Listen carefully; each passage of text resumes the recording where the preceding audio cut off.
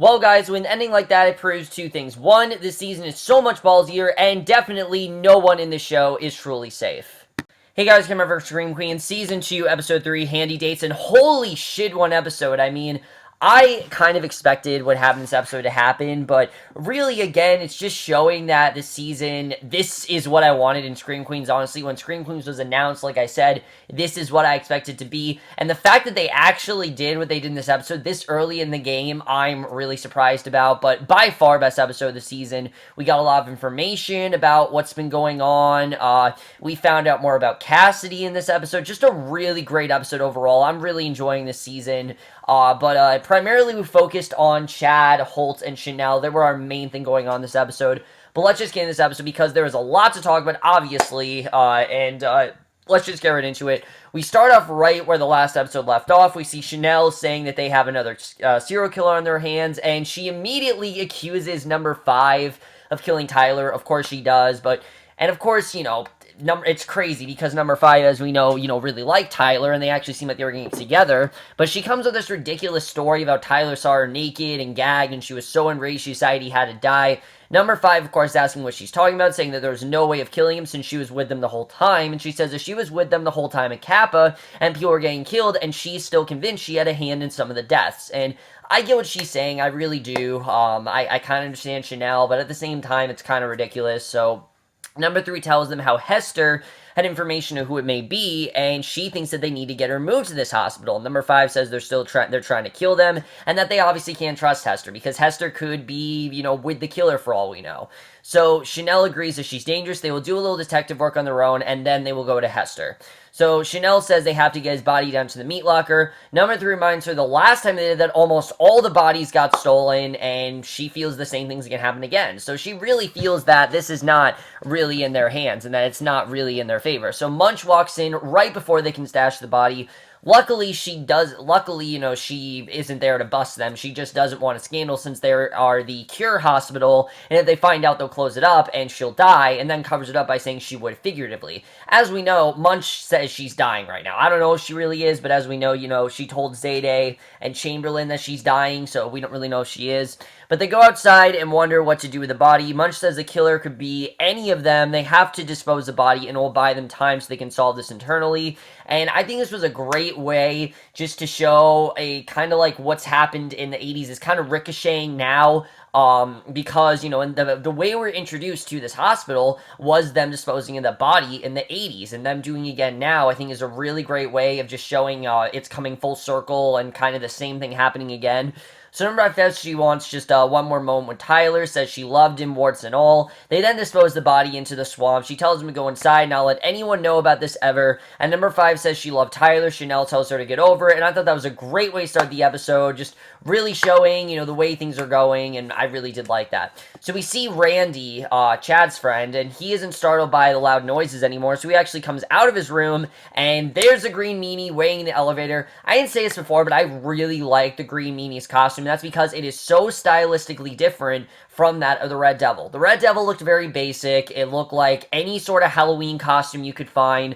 The Green Meanie is a much more complex costume, and it's kind of disgusting, and it's decaying, and it looks like something out of a horror movie. It doesn't just look like something from a sorority film. It looks like something out of a straight-up horror film, and I think they did a really good job with this costume.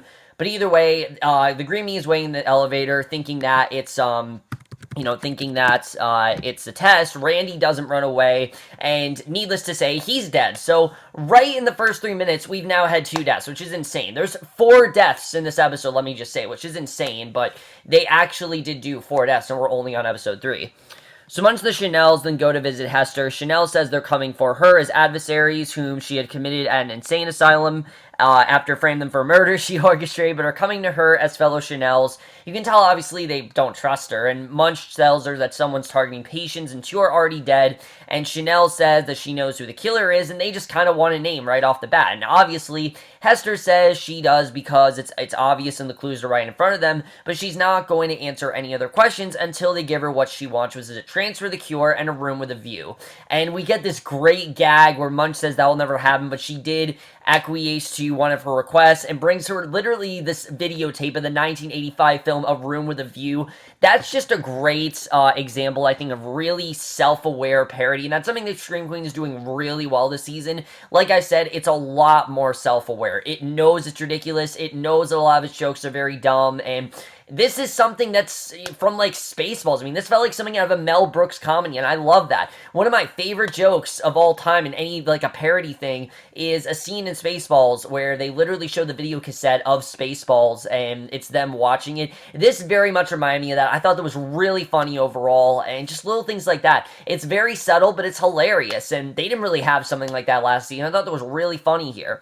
So Hester says not to toy with her because the longer they stall, the more outrageous her demands will become. She says she insists they finalize the participants in her name, or she will enjoy all 6 all-expense-paid weekends in there with no blackout dates, and she tells them that the killings will only get worse until she gets what she wants. The body countings are about to go through the roof, and the Green Meanie will make the Red Devil look like a Girl Scout. So Hester says that all things come to those who wait, and she turns the light off, and Chanel demands that she tell them. Hester says it's right in for them, says her skin is looking a little dry, maybe she should use some Esrin cream, and we know there's definitely some sort of connection between, you know, for the word Esrin, I'm like, there's definitely some sort of connection there, but she says this means they didn't have to come there in the first place, tells Hester that she hopes she rots in there forever, and again, great way to start things off, and really sets up the episode very well. I mean, it tells us that there's going to be more depth, it shows things are going to be a lot more brutal this season, and that's exactly the case with, as the episode, literally just in this episode, you know, not for the rest of the season, but in this episode in general, Hester really did mean what she say when there's going to be more kills, because we definitely do see that in this episode.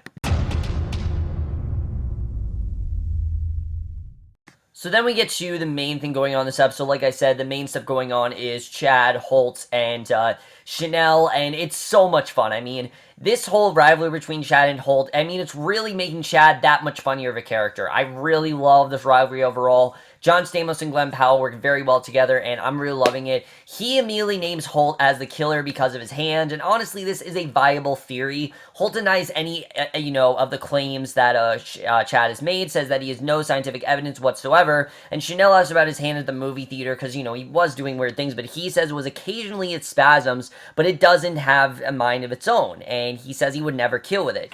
So, the doctor reassures Munch and Chanel that his hand doesn't have a mind of its own, and Chad declares that Chanel dumped him and get back with him, and basically that's what he thinks that she should do. She rejects both of them, which I actually thought was very bold of Chanel to do. It doesn't really seem like something Chanel would do, but she actually did. She shuts both of them down. She's not just going to settle for Chad. She shuts both of them down, and because she's a strong woman and can choose who she wants to date for herself. So Holt asks if anyone finds it odd that people start getting attacked and disappearing after Chad showed up, and says if there's a killer amongst us, it's definitely Chad. So Munch says that Chad is a moron, but he does have a point. The hospital must stay open and the work on it must continue. It's very personal to her, and they can allow nothing to deter patients from coming there, including risking them, being scared off with the possibility that Holt's hand can kill. Munch's solution is to actually remove his hand. So they are going to attach a new donor, someone who hasn't been arrested for multiple murders. That, or she's letting him go. They really don't have any other choice but to do that.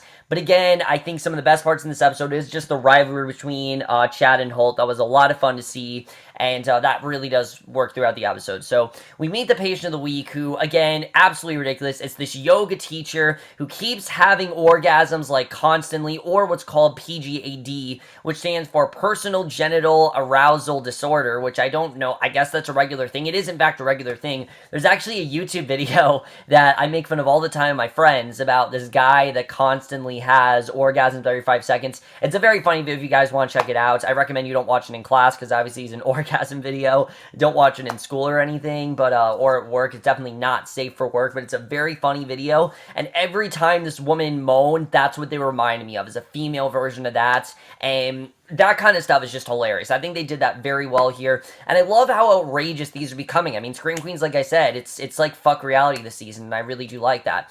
So Cassidy asks if she's gone through menopause or had hormonal treatment recently, since that's known to be the cause. She says it's nothing like that. She doesn't drink or do drugs. He says it's a very hard to determine what caused the disorder, but the prescribed is a bunch of antidepressants like what SeaWorld gives their most suicidal orcas, and the woman thanks him as she has another orgasm right on the spot. And then we see number 3 and Cassidy. They're alone cleaning up a room, and I like that we finally focused on them, because they are the 2 characters of the season that really haven't had a ton to do. We've known that, number 3's been canoodling with Cassidy, but we really didn't know, what was going on with them. I mean, we knew that obviously something was going on there, but it's the room that Chad was operating in. He says that she seems to be bummed by that woman. She says there's something that she needs to confide in him about, and it's that basically find out that she's actually never had an orgasm, and she didn't even know what they were. He says they're pretty much the only thing everyone in the world seems to agree on, until Hamilton came along. They actually are discussing Hamilton, which I thought was kind of funny. I agree with them, though, of how great it is, but she says what's really telling about her is that she really didn't like it much. She's alive, but she's not living, and if it's possible to feel anything, she'd be sobbing right now. And in return,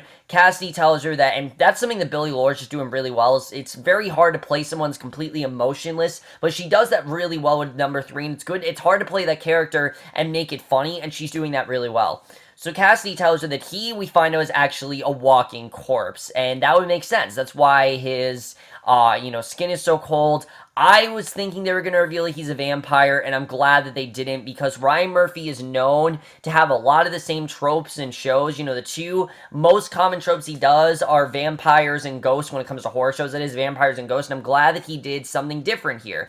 He's actually a walking corpse, actually more like he thinks he died after he woke up with, puke on his face the next morning after this wild kegger, which is, he warned if he threw up, he would actually die. So he feels that he died, and, obviously his skin's so cold. She questions this, and he says everything feels different. He starts to notice that dogs wouldn't bark at him anymore. She says if it's dead, how is he breathing? He says that he doesn't know. He's trying to figure it out, and that's why he decided to become a doctor. He needs to know if modern medicine's had an answer, but all it's done is given him more questions. So already, I'm loving this character a lot more. I mean, I knew that. I was really worried that they were going to waste this character, but no, he actually is interesting. I was worried that Cassidy was going to be the Pete of this season, and you guys know what I mean by that, the stereotypical love interest who just is very boring and doesn't do much, but luckily they've realized their mistakes, and they did make Cassidy an interesting character, and I'm looking forward to seeing where this is going to go. Now that we know that he is in fact dead, I mean, there's a lot of places they can go with this, and I'm wondering,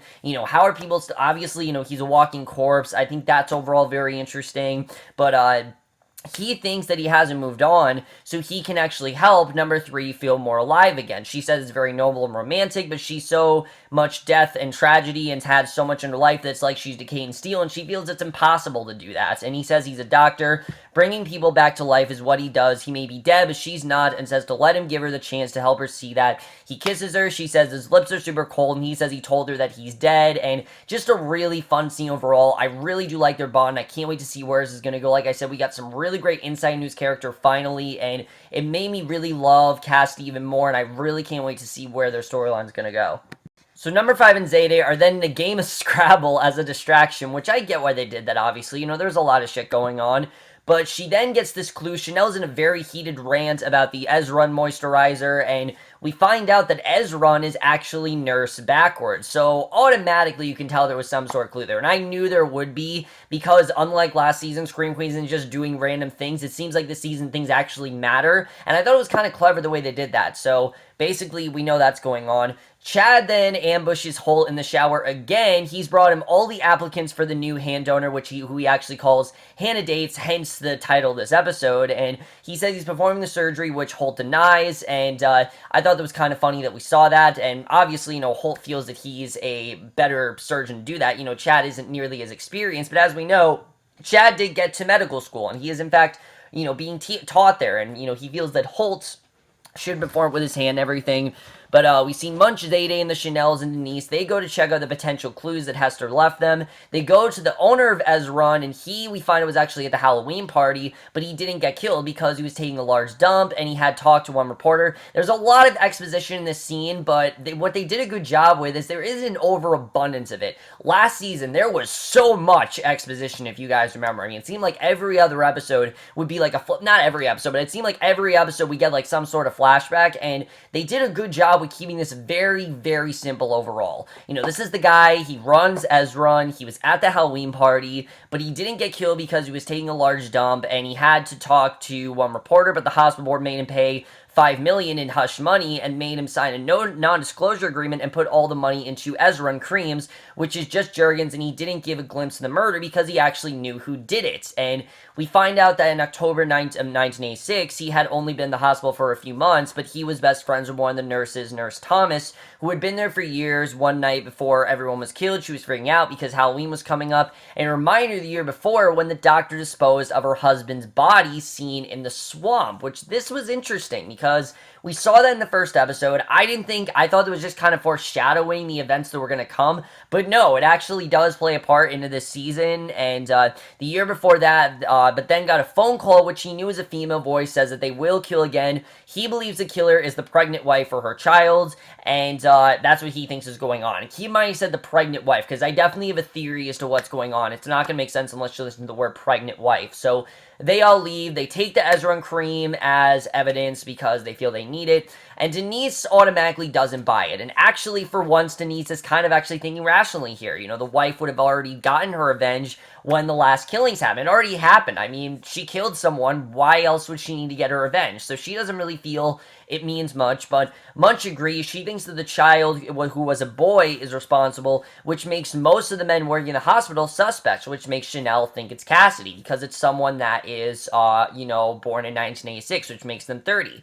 But then Munch thinks that it's Chad because, well, he did go to Kappa. He was held back in second grade 8 consecutive years, we find out, which makes him 30, and she rushes to stop Chad from performing the surgery on Holt. I love that scene with Chad and Holt where Chad wasn't performing the surgery, right? He didn't have the patient under anesthesia, and Holt's counseling, which I thought was a lot of fun to watch. But she does rush to stop Chad from performing the surgery on Holt. Chad is now her prime suspect. Holt threatens Chad, and basically, he's now her prime suspect, obviously because it can't be Holt, because Holt is much older than 30, as she says, and basically, Chad decides that, he's going to, he'll do what he can to win back, Holt and everything, and we see that, Holt talks about how, whatever happens after this, he's going to get back with Chanel, and, he threatens Chad's life after they have, basically says that he and Chanel, they're going to get together. He wants Chad gone, and just really funny stuff overall. Now that we know Chad's the prime suspect, though,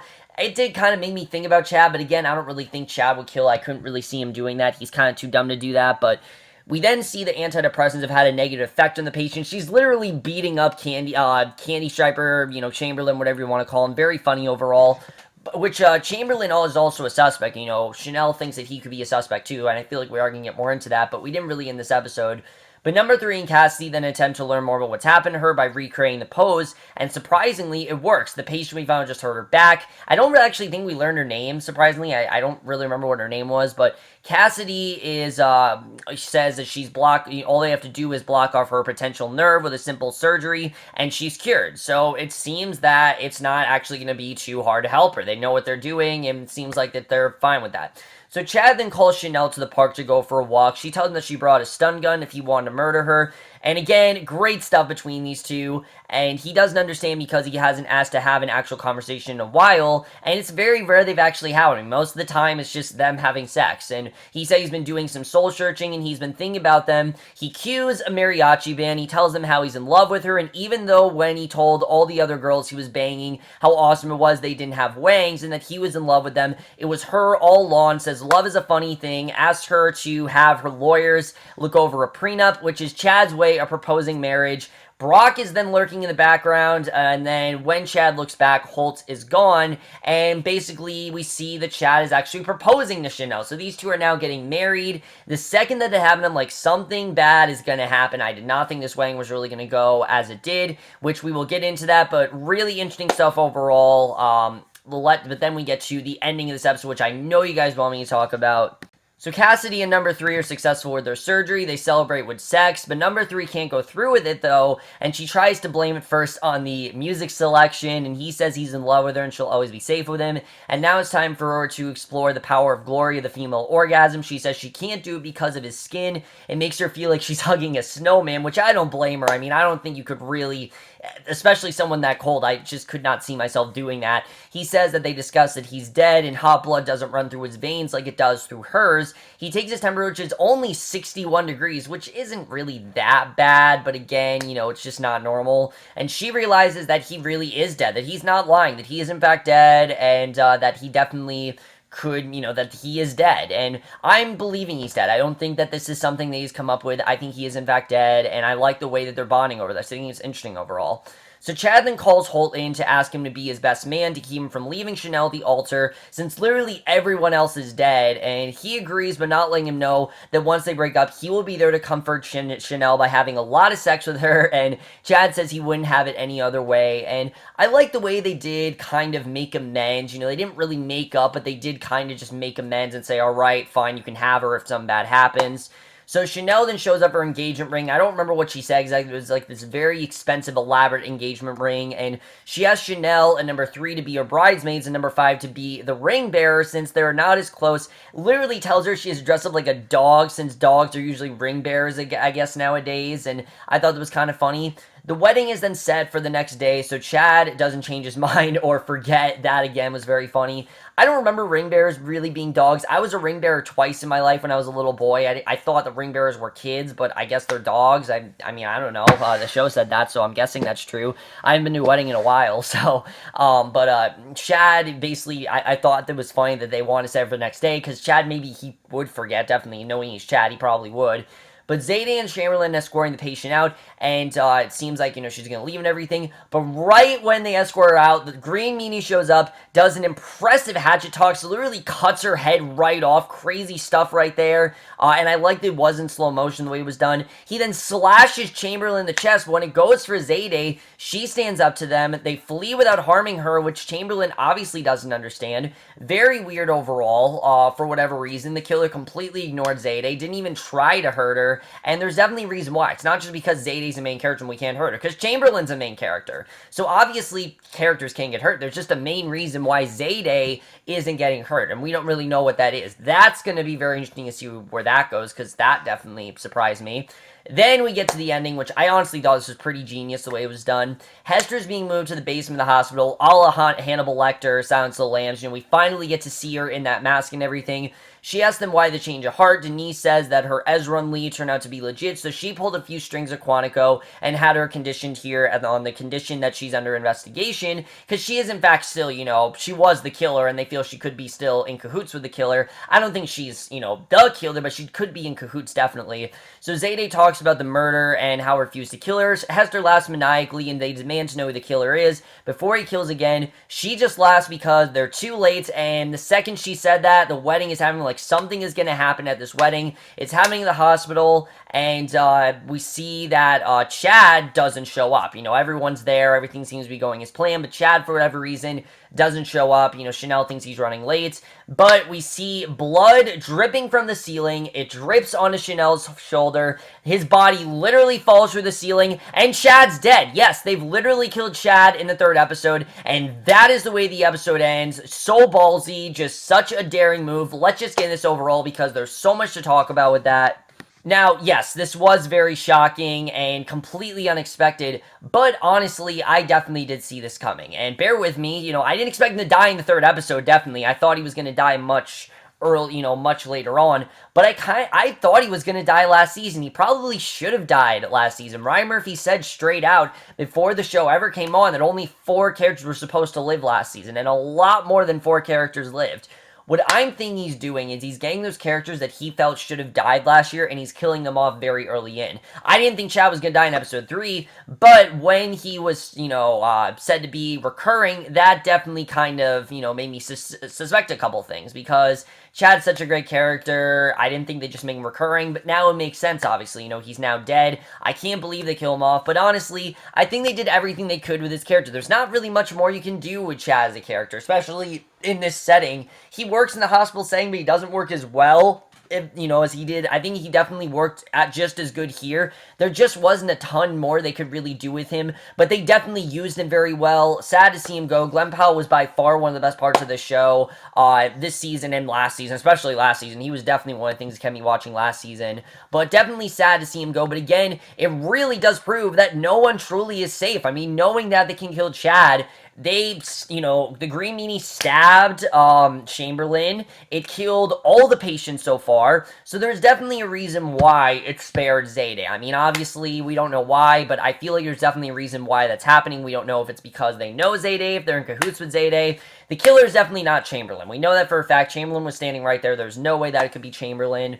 But let's talk about Cassidy in number 3, because I think a lot of people are probably thinking, oh, Cassidy said, that his body is a walking corpse. He very well could be the killer. Yes, that's a viable theory, but I believe Cassidy. I mean, how would he fake that thermometer? It wasn't one of those things where you could, shake it. It wasn't one of those things, so how could he really fake it? I don't really know. We'll have to see what's going on with that, but I really do like this relationship overall. I think it's just like number 5. It's good for number 3 to have someone for her. I like the way they're bonding over this, and we'll see if they actually do get to have sex. I'm sure eventually she will give in. She's just not right now, but we'll have to see where that goes. I think that's definitely going to be very fun and very interesting. I like seeing Hester back at the Cure Hospital, and this very much more dark and maniacal side of Hester that we just didn't really see last season, because, we didn't know Hester was a killer. That's the thing. The difference this season, that we know what she's capable of. We know that she's a killer. We know that she, how many people she killed. We know the plan she orchestrated.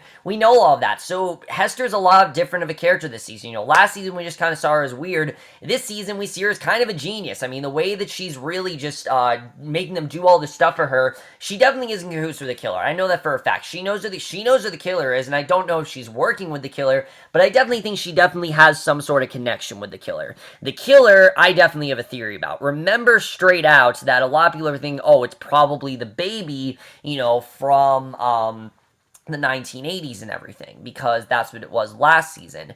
But I don't really think the show would do a complete repeat of what they did last season. I just don't think that would really make a lot of sense. I think that the killer is Ingrid. That's who I think the killer is, and I'm going to talk about I'm going to talk about why.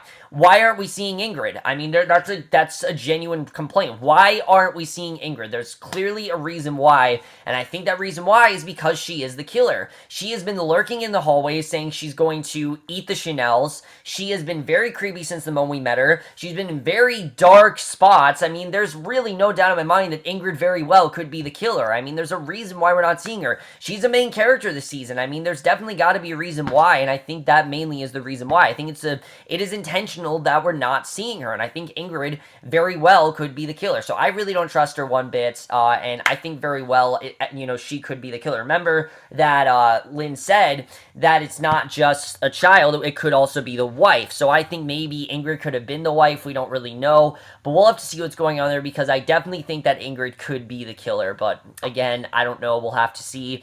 Holt and Chanel, I'm guessing they're going to move forward with this now that Chad's gone, and I'm looking forward to seeing the way this relationship turns out, but are they going to have to get Holt a new hand? He claims the hand doesn't have a mind of its own. I'm willing to bet it does. I feel like he doesn't really have control over it. I think he wants to believe it doesn't, but I definitely think it does. I mean, think of all the shit the hand did. I don't really think that hand doesn't have a mind of its own. I think it very well does, and Holt just wants to believe that it doesn't, but we'll have to see where that's going to go, because again, that's definitely going to be a lot of fun to see. Also, how's Chamberlain going to be? We know that Chamberlain was stabbed, but overall, just a really ballsy episode. I still can't get over the fact fact that they actually killed off Chad, I mean, it's a very significant loss. It's going to be sad not having Chad around because Chad was just such a fun character. But there's only so much you can do with that character that I feel like it made sense why they had to kill him off. He did what he had to do. They utilized him in the way he could, but honestly, I think he should have probably died last season, and I mean that in every way possible. I do think that that would have been the best thing to do, and I think that's the main reason why they had to kill him off, but we'll have to see where that goes, really.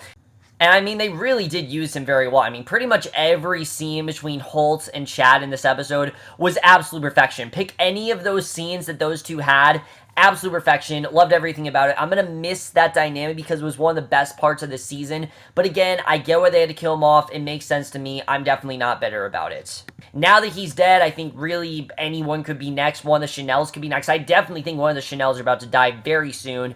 I think it's probably going to be number 5. I'm going to say that right now. She doesn't have much else to do in this show. I think she's probably going to be the next to die. We'll have to see. Also, Munch saying that, she's dying. Is she really dying? Again, we don't know. There isn't a ton of that going on in this episode, but I don't know. I really don't trust Munch that much. We'll have to see what's going on with that. I do like seeing that Zayday is becoming a more, like, a part of the Chanels. Like, the Chanels are kind of respecting her more. Chanel's actually being nice to her now. It seems like they're getting used to her, and basically they're realizing that they're not better than her, so that's why they're just being nice to her, but we'll have to see where that goes. Either way, guys, great episode. Again, I can't believe the show went in this really ballsy direction. This is what I wanted from Scream Queens. The second that it was announced, I wanted something like this where they killed someone off, and it was a significant death, not a character that we don't really care about. Chad Rabble is a character that we've stuck with. This is a character that we've been with for 2 seasons, and now that he's dead, it really does mean something. And like I said, this is the kind of hard-hitting death that I want. I mean, yeah, it's sad. Yes, it's big, but it's a horror comedy about a killer. And this killer, like Hester said, the Green Meanie definitely does not play around. We're definitely seeing that. Let me know what you guys thought of this episode. Love your thoughts on it. What did you think of Chad's death? Were you satisfied? Were you dissatisfied? And then we'll see you guys in my next one, which will be for Agents of S.H.I.E.L.D., and we'll see you guys for that. Okay, bye.